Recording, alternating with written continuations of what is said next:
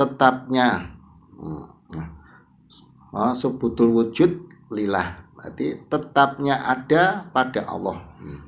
Jadi upamane nek ana hukum apa ya orang bisa dihukumi ya. Nek ana nek apa mesti seperti itu. Ada hukumnya apa? Ada belum bisa dihukumi karena belum tahu siapa yang ada. Kalau sudah ditetapkan adanya Allah, hukumnya wajib.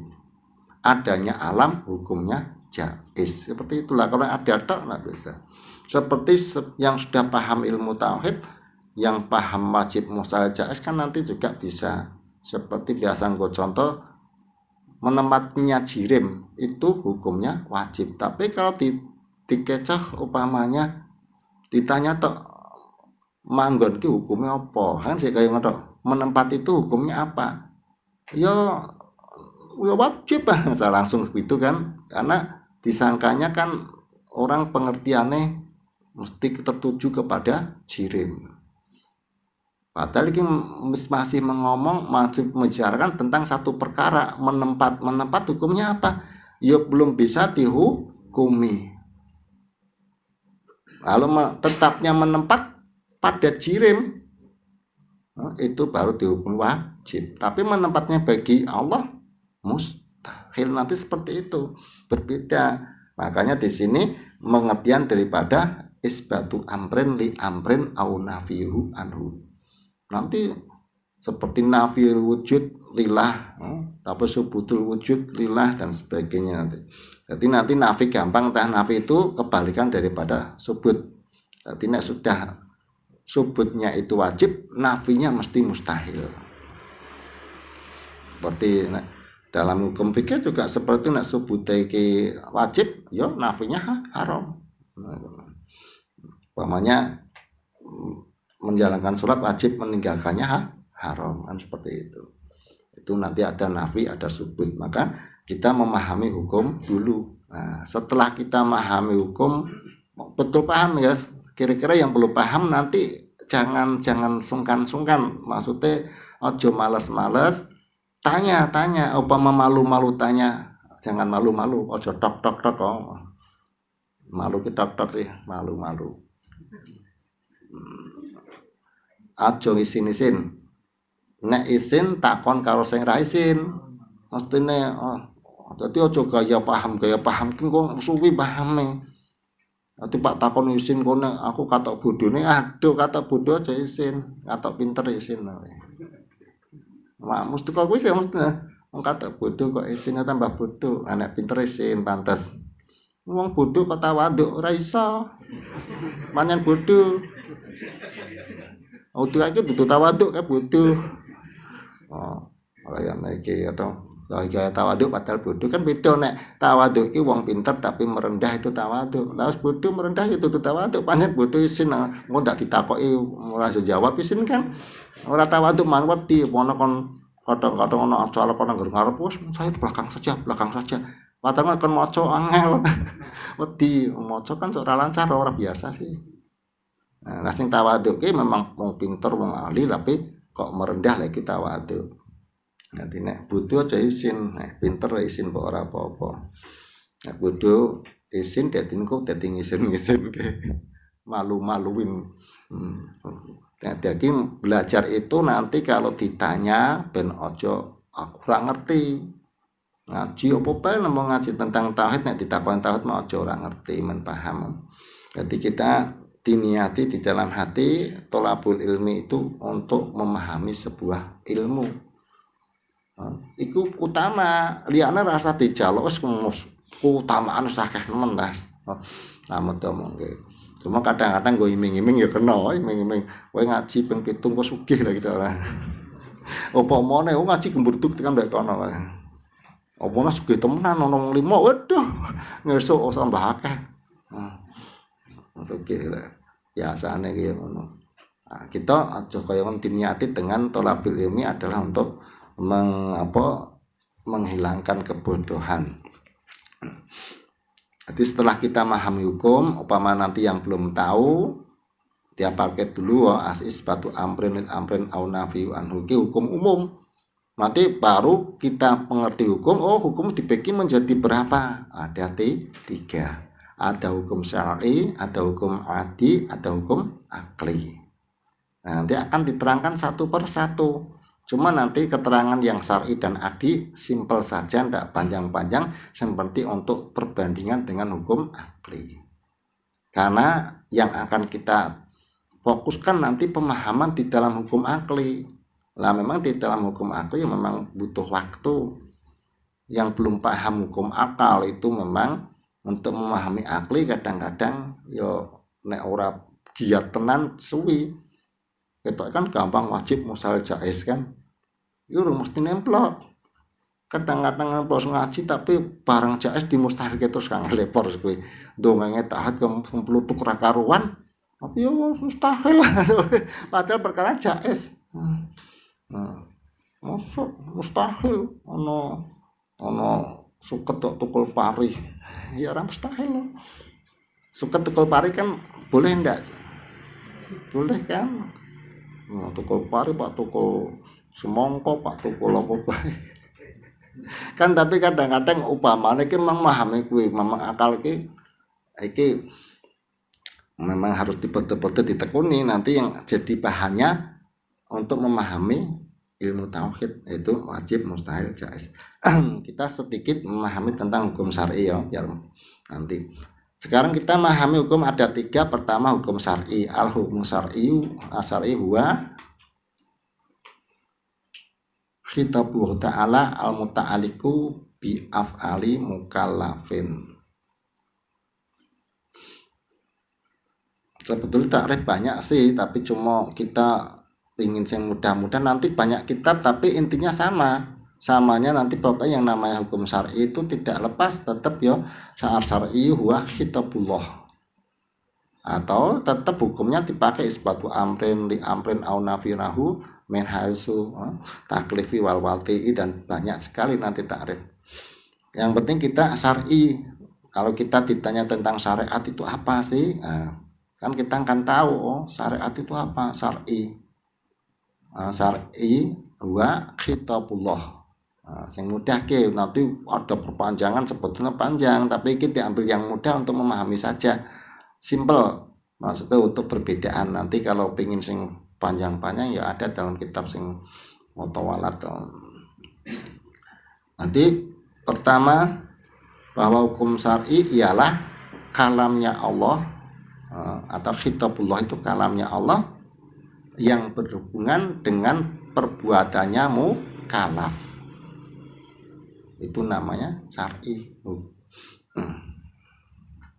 Syariat itu apa sih? Syariat itu ya khitabullah ta'ala al-muta'aliku bi af'ali mukallafin. Itu cukup situ. Tapi nanti kalau panjang nanti ada apa namanya min hais taklifi wal wat'i. Jadi dari arah taklif dan wat'i. Nanti kalau pengen paham ya kudune untuk memahami bahwa hukum syariat itu nanti tetap ada hakim, ada mahkum. Lah berarti hakimnya apa? Kalau kita sedemai kalamullah atau khitabullah. Khitabullah itu caranya khitab kalamnya Allah. Kalam itu maknanya apa? Kan ribet nek enggak paham. Kalam itu petunjuk. Kalamu berarti petunjuk dari Allah. Nek cara Jawa duwe Allah Ta'ala. Maka dalam hal kadang-kadang kan ono kola kan mestinya ngendika ya apa kan. Apa nek sang paling nek biyen bahasa ahli tauhid nek ngomong ke kola Allah Ta'ala tuduhe Allah Ta'ala. Jadi orang ngomong ngendika sih boleh saja, tapi terjemahan maksud itu tuduh. Jadi petunjuk Allah Ta'ala. Jadi kalamullah itu yang ada yang berhubungan atau yang terhubung dengan perbuatannya mukallaf, itu namanya syariat.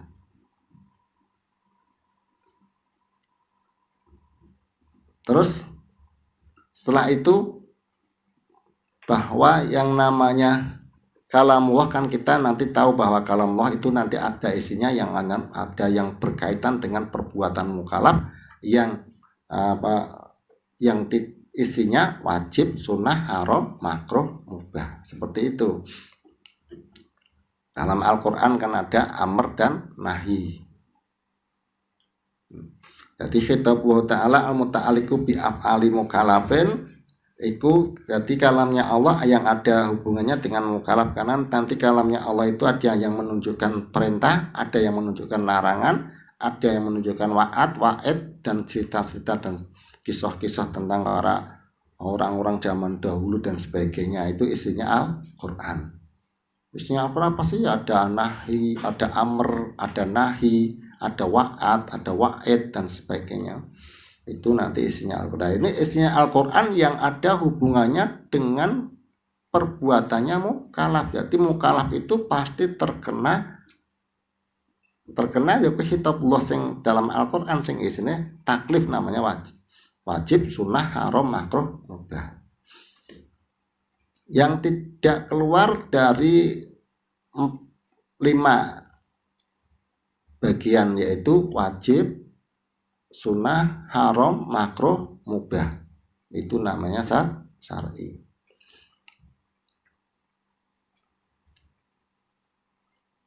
Untuk perbandingan nanti insya Allah akan diterangkan yang lebih luas.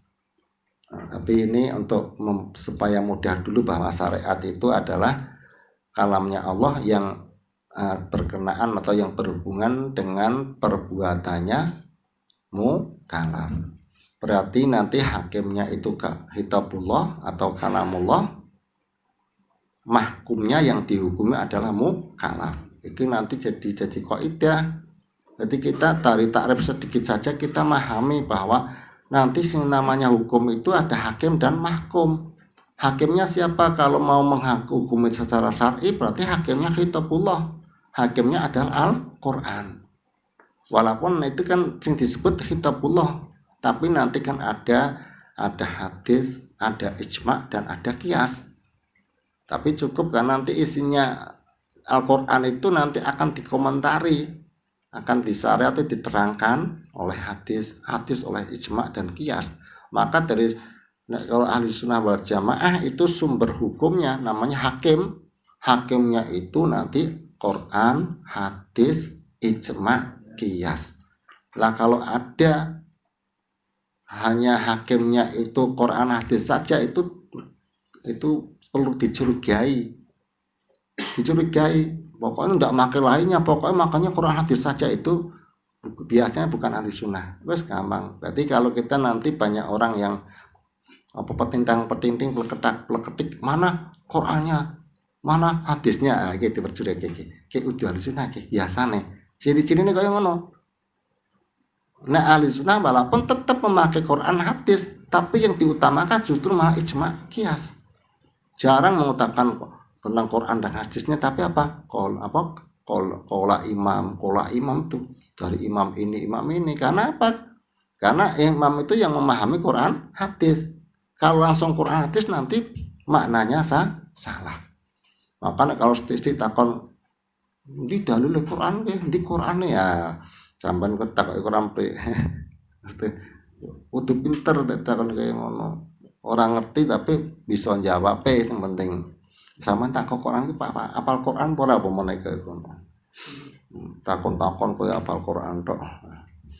Mestinya wong nek nang al-sunnah itu biasanya ciri khasnya mesti pakainya ulama, imam dalam tauhid, imam Asy'ari, imam Maturidi dan wa muqallidin sing mengikutinya ngono. Anut imam fikih dalam imam Arba'ah, imam Abu Hanifah, imam Malik, imam Syafi'i, imam Hambali. Go dalam tasawufnya imam Junaidi, imam Ghazali dan itu termasuk imam dalam ilmu tasawuf. Makanya orang-orang ahli sunnah itu banyak mengambil daripada ulama, karena kalau memahami Quran sendiri tidak mampu langsung langsung Quran ya tidak bisa, harus ada ulama. Umpamanya mau belajar tentang tauhid, Apakah orang yang mengajarkan tauhid dengan Al-Qur'an? Kan enggak. Sampean tuh mau nang pondok-pondok Pak ngajar ilmu tauhid dengan Quran hadis enggak ada kan? Pamane mau ngasih gampang fikih lah. Nang sonong pondok ki Pak ngajar ke ilmu fikih atau salat babu sholah. Tentang fasolatan. Apakah nganggur hadis? Tumon? Kan enggak tumon. Mesti nganggo sapinah, takrib, fatul qorib kan seperti itu. Ora kok juga Quran diajarke diwaca Quran terus diajarke salat ki cara kan enggak tuh.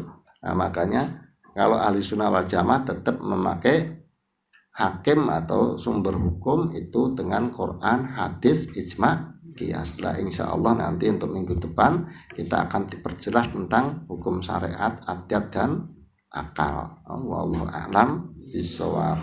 Ya Rabbana tarafna bi annana tarafna wa annana asrafna ala radha asrafna fatub alaina taubah taksili kulli haubah wastulanal aurati wa amini raati waghfir li walidina rabbi wa mauludina wal ahli wal ikhwani wasairil khilani wa kuli di mahabbah au jiratin au sahbah wal muslimina ajma amina rabbi asma fadlan wajudam manala biktisabi minna bil mustafa rasuli nahda bi kulli suli sallallahu wasallam rabbi alaihi adal habib wa alihi wa sahbi adada tasih suhbi walhamdulillahi fil bati wa tanahi subhana rabbika rabbil izzati amma yasifun